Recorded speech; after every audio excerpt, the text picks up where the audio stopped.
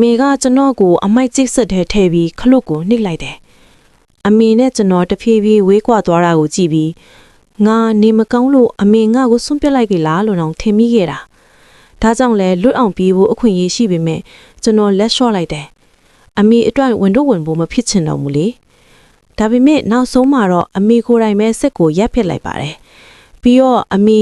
အားငယ်တဲ့ကြီးနဲ့ငိုနေတာကိုမြင်လိုက်ရတဲ့အချိန်မှာဘဲကအားတွေထွက်လာမှမသိပဲကျွန်တော်ဘေးကလက်ရံကိုကင်ပြီးမတ်တက်ရက်လိုက်မိရဲ့အဲ့ဒီအချိန်မှာပဲကျွန်တော်လမ်းစာရှောက်တက်သွားခဲ့တာပါ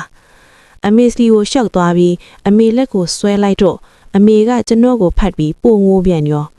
အမေကကျွန်တော်ကိုဘယ်တော့မှအရှုံးမပေးခဲ့သလိုကျွန်တော်လည်းအရှုံးမပေးနိုင်တော့ဘူးလေတခါကလူမိုက်တွေကျွန်တော်ကိုဝိုင်းအနိုင်ကျင်တော့ကျွန်တော်တော်ကြောက်သွားတယ်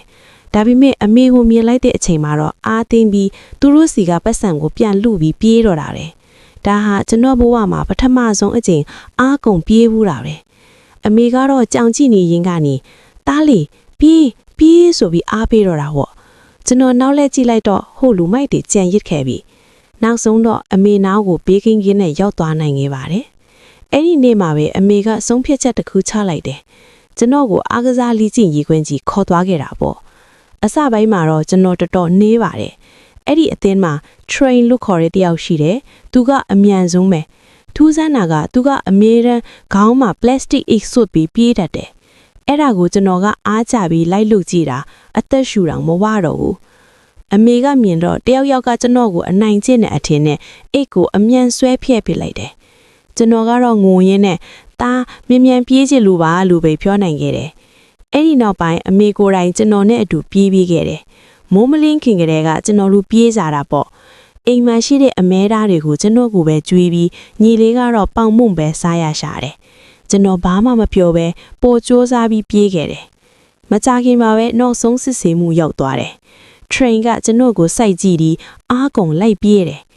coach ကစက္ကန့်မှတ်တဲ့နာရီကိုနှိပ်လိုက်ချိန်မှာတော့ကျွန်တော်စံချိန်ချိုးနိုင်ခဲ့ပါပြီအဲ့ဒီလိုဟောင်ကောင်ကိုစားပြုပြီးပြိုင်ပွဲဝင်ခဲ့ရတယ်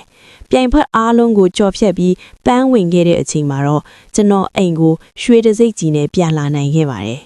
အဲ့ဒီရွှေတစိမ့်ကိုအမစ်လေဘဲမှာဆွဲပေးလိုက်တော့မှဒါအားလုံးဟာအမေချောင်းဆိုတာကျွန်တော်နားလည်သွားခဲ့တယ်အမေကရွှေတစိမ့်ကိုကင်ပြီးပျော်လွန်းလို့ငိုနေရှာတယ်ဒါကအစပဲရှိသေးတယ်အဲ့ဒီတော့မှရွှေတစိမ့်တွေအများကြီးထက်ရခဲ့တယ်ပြိုင်ပွဲအတိုင်းမှာအမေကတော့ပရိသတ်တွေကနေကျွန်တော်ကိုအမြဲအားပေးနေတော့ပါအမေစီကနေကျွန်တော်အားရန်တွေရခဲ့တာပေါ့